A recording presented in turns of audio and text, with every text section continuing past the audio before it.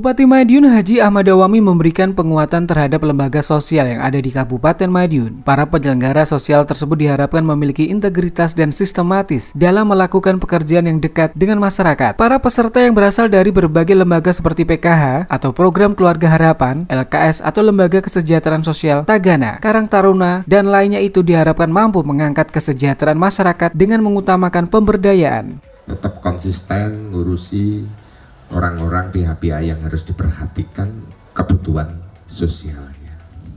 Dalam kesempatan itu pula diberikan santunan anak yatim piatu, bantuan sosial kelompok usaha bersama atau KUB, bantuan usaha ekonomi produktif atau UEP hibah 100 juta, pembangunan gedung kepada LKS Nailul Muna Kaligunting, BLT DBHCHT, buruh pabrik rokok, buruh tani tembakau, bantuan sosial untuk masyarakat lainnya atau penduduk miskin ekstrim dan penyandang disabilitas. Kajiming Sapan Akrab Bupati Madiun turut meresmikan rumah singgah atau shelter untuk penanganan awal bagi warga yang memerlukan rehabilitasi sosial seperti gangguan jiwa, anak jalanan, lansia telantar, gelandangan, dan sebagainya, butuh fasilitas pendukung yang memadai. Rumah singgah di Kabupaten Madiun ini sendiri berada satu kompleks dengan kantor dinas sosial atau Dinsos Kabupaten Madiun dengan kapasitas hanya untuk 10 atau 20 orang.